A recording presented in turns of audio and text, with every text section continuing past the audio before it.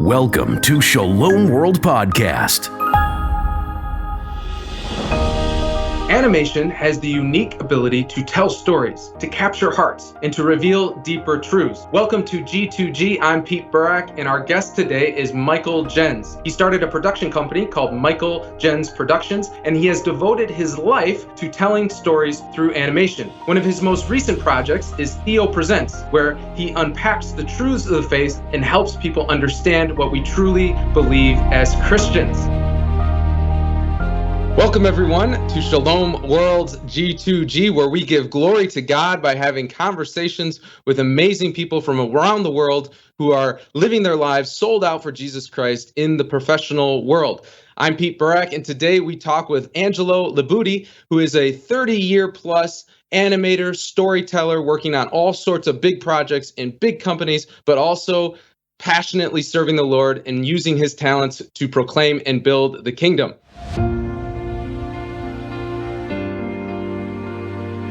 Angelo Libutti. At the early age of 16, Angelo Libutti's talent as a comic illustrator was recognized by Walt Disney Studios, which sparked a fire within him. It started when I was a kid, and when I saw the Disney movie, specifically was the Cinderella movie, and I loved the way they perpetrated it, say, and because I was drawing pretty well. It's like when people was drawing stick figures, I was ready to do portraits. So I say, I want to do that job. After graduating with a degree in architecture and surveying in Italy, Angelo began his career working as an illustrator and graphic designer for many of Europe's most prestigious newspapers and magazines. He later moved to Canada and earned a degree in classical animation and film to further evolve his artistic talent and dream of directing. He then complemented this degree by following up with a 3-year program studying method acting through the Meisner technique. These formative years primed him for his 10 sequential years of experience in advertising as an art director, concept artist, and storyboard artist. He then moved on to work in his preferred career path in the motion picture industry under the same artistic job titles as production director, writer, DP, and directing. Always eager to accomplish more, Angelo also became a 3D animator as well as special effects, VR at Marvel, Rhythm and Hues and Digital Domain Studios, Disney, Fox Entertainment, and Paramount Studios, as well as teaching at various universities.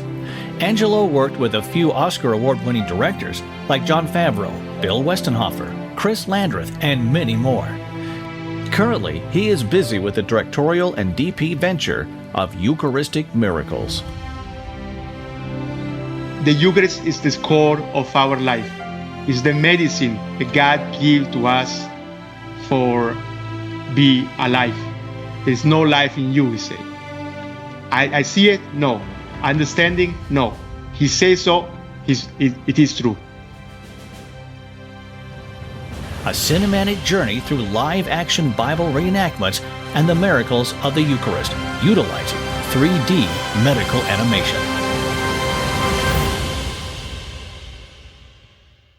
Angelo Libutti, how are you today? Really well. Thank you. Thank you so much for calling.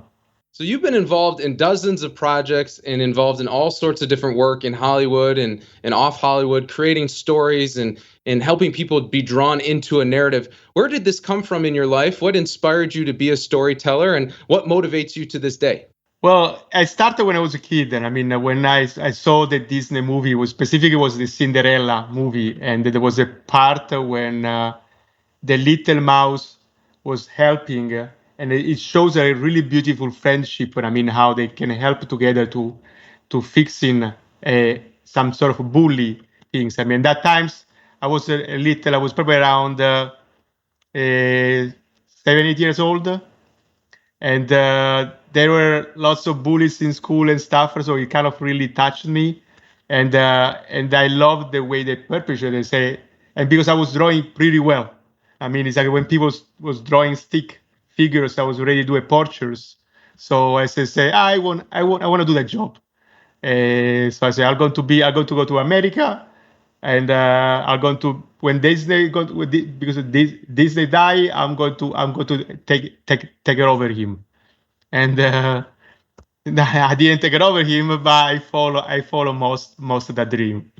So most of us will never live in Hollywood, but many of us have heard stories of what it's like to live in Hollywood, and you've alluded to this already in your own journey with the Lord. Could you speak a little bit more about what has challenged you in that environment and how you've learned to overcome it? I mean, clearly you've stayed in it. I mean, I was looking at your resume, and you've been prolific in your work. And so obviously the Lord wants you to keep creating within this environment, and he's sustaining you in some way. Could you speak to both the challenge and then how the Lord has carried you through this environment?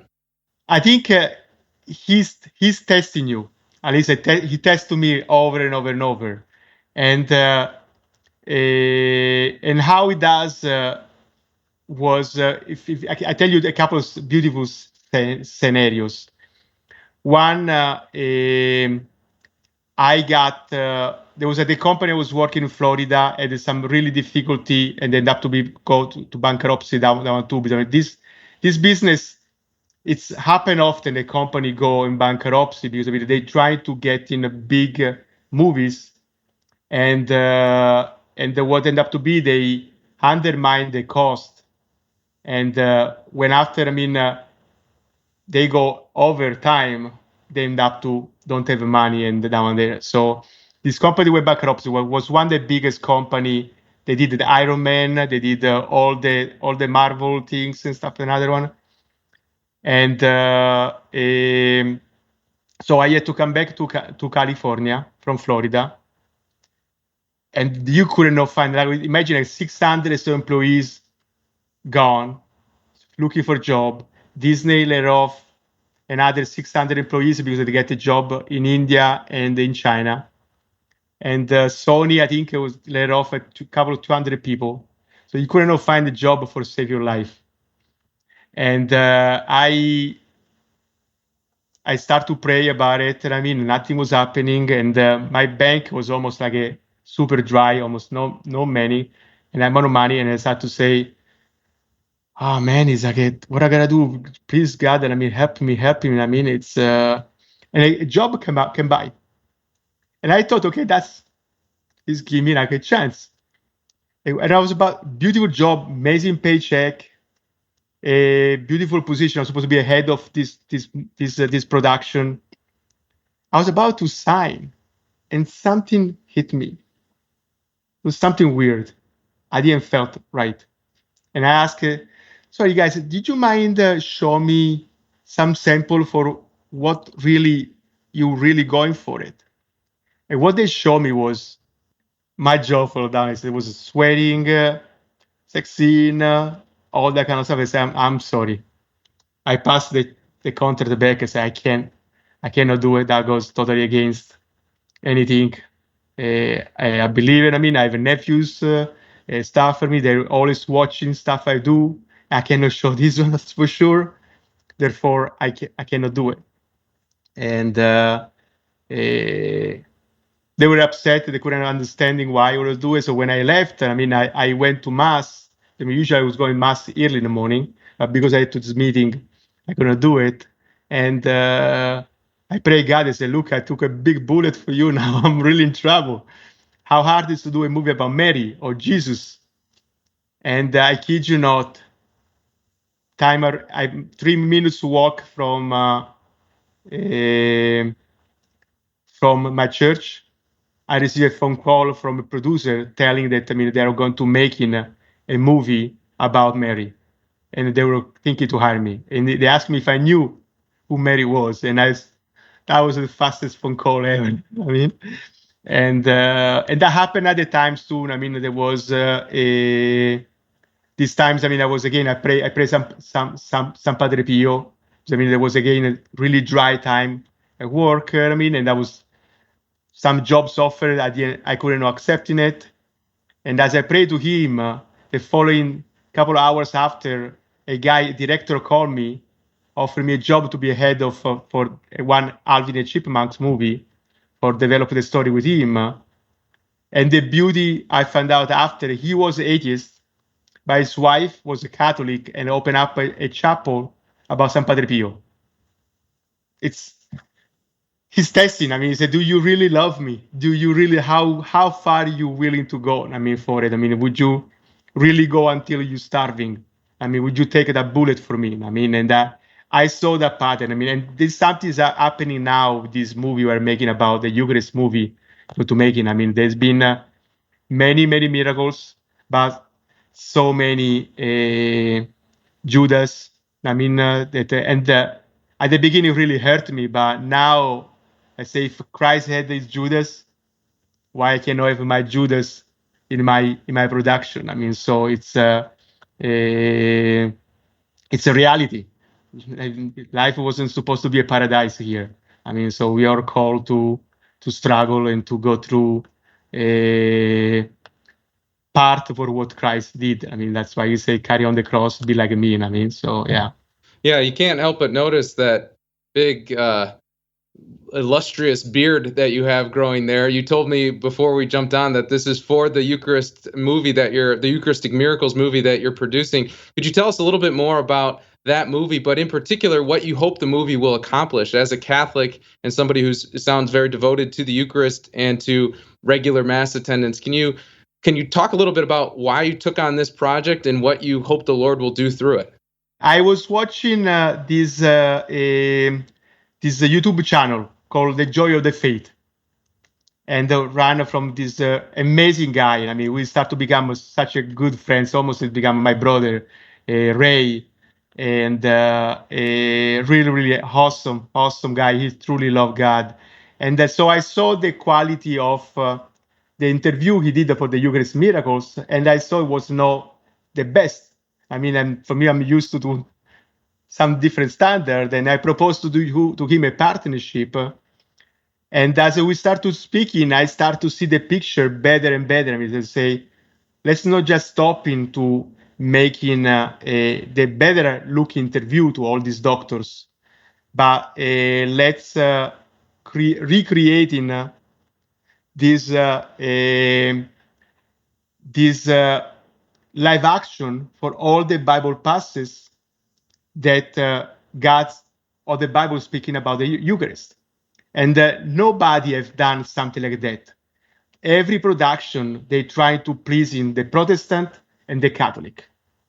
And what you're going to have in all is like a lukewarm, mushy, fake Bible. I mean, it's like that's not what God asking. That was not God was teaching. And at this point, I'm start to become pretty bold in my faith, and I know that who brings my job is him, not the producers. Who brings the money on my table is him.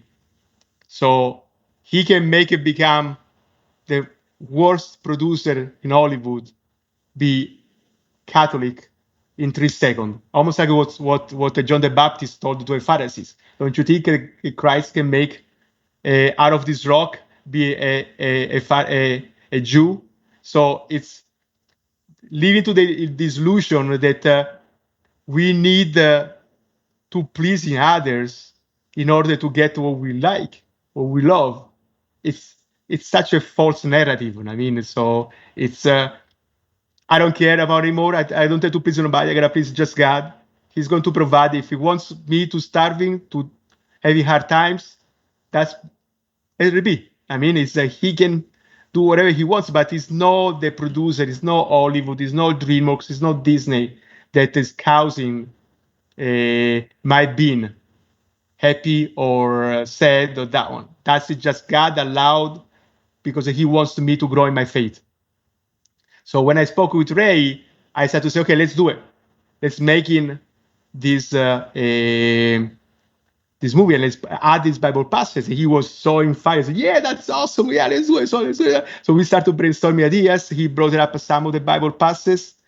I brought up other ones, and then I start to developing the script, which I think is out of this world. When the actor read the first time the script, which is all based purely 100% Catholic. St. Thomas Aquinas, Catena Aurea from St. Thomas Aquinas, the commentary for St. Thomas Aquinas, some phrases for Saint Teresa of Avila, which is one the teacher of our church, and the Douay-Rheims Bible. So all the dialogue is perfect for Douay-Rheims, which is the most closest one to what we know to be the right Bible, not the King James. I'm sorry for people thinking that that's it is, but that's absolutely off. And then as well, I put some things for a beautiful book. I don't know if you guys read from Fulton Sheen. It's called The Life of Christ. It's outstanding. Some of the things he say, or Christ appeared to him, or somebody else appeared to him, because I mean it feels so right, and it felt perfectly to fill in some of those gaps that the other teaching were not there. I mean, so I think it's a beautiful journey. I mean, I think it just is a spiritual. I didn't really wrote it. I just put all the pieces together, and try to stay as far as possible to try to be me, the creator. I mean, they was already done. Everything is there. I mean, the stuff St. Thomas, most people probably don't know, but St. Peter, St. Paul appeared to him, and they dictate and explain it, the Bible. So what the Catena Aurea and part of the commentary are what the actual St. Peter and Paul told to him. So you can't go wrong, man. It's such a beautiful, it's a poetry. Everything is like the stuff that is saying. I mean, so same things we are trying to adopt in for the road of Emmaus, for the Moses part of it. I mean, where they teach that you don't have to just paint him with blood, as most Protestant believes, but you have to actually eat the lamb, which that's what us Catholics we believe in. I mean, we are to consuming Christ on the Eucharist. It's not just something superficial, I mean, or something symbolic. And I mean, it's actually you are to eat it. I mean, it's like the Old Testament married the New Testament perfectly, as you perfectly know. Yeah. I wonder if you could just give a word of encouragement or a word of hope to everyone who's watching this. Clearly, the Lord has brought you into a supernatural experience of faith. And faith, we always know, is a working of God, a grace poured into our hearts to believe. But clearly, you are walking by a pretty radical level of faith and trust in Him, in belief that He has you, He will sustain you, and He will take care of you, whether, like you said, you die tomorrow or many, many years from now. And with everything going on in the world and all that could cause anxiety and frustration and fear and restlessness about the future, could you just give a word to everyone about, again, what sustains you, what gives you hope, and a little encouragement to keep on? My suggestion is this one. Don't double guessing what the saints say. Even if you don't understanding, as I don't understand perfectly the Eucharist, and has many people that don't. But if Padre Pio say, if you understanding what I see and what I know, you will risk to go to a minefield and get killed to go to Mass. I don't longer questioning, accepting it. I mean, if we don't know that much, it's because God wants you to have faith, trusting Him. So taking His word, accepting when He said, "This is my flesh," don't do like the Pharisees. Trusting what He say. Go. The Eucharist is the core of our life. It's the medicine that God gives to us for be alive. There's no life in you, He say. I see it? No. Understanding? No. He says so. It is true. Just go to adoration, go to Mass as often you can. A period of times I was going from 11 o'clock at night until 6 o'clock in the morning, go home, have a shower every day, and go to work without even sleeping. Trust in Him. God is in charge. God is in charge. He knows what we need. Don't question Him. If you do, you're making Him be a human. He is not a human. He loves you. He says He's never going to give a piece of rock if you ask for a bread. Never going to give a snake if you ask for a fish. Let Him prove to you that he can do it. Don't minimize him like a human being. Don't give a weakness that he doesn't have. He create a universe. Don't think about it. He cannot provide for you, for your family, and for anybody else. Thank you, Angelo. It's been delightful talking to you. Keep up the good work. Don't stop creating. Don't stop following the Lord. And we'll be praying for you and Ray and the whole team. And can't wait to see what the Lord has in store. Yeah, so please go to the new website. We have a new website. It's a EucharisticMiraclesMovie.com. Please donate that there. I mean, we explained everything already, how far we went and what we done. We need your help to finish this movie and make it happen. May God bless everybody. What an inspiring conversation about trusting the Lord in the good times and in the bad. I love the question he asked where he said, how much do you love the Lord? How much do you love Jesus? And how much do you trust him? And what an encouraging word to be able to put our faith in the Lord who provides good things to his children who asks. We have a good Father. Let's remember that and let's give glory to God. This has been G2G. I'm Pete Burek. We'll see you next time. We hope you enjoyed today's episode. Have a suggestion for us? Drop us an email at podcast@shalomworld.org. Your donations help us bring incredible podcasts like these. A little goes a long way. Do consider making a donation today. shalomworld.org/donate. Follow @ShalomWorld Podcasts on Instagram to know when we're dropping the next episode. Head out, spread the word, and stay blessed. Shalom World Podcasts is now available on all online platforms, including Apple Podcasts, Spotify, Stitcher, and others.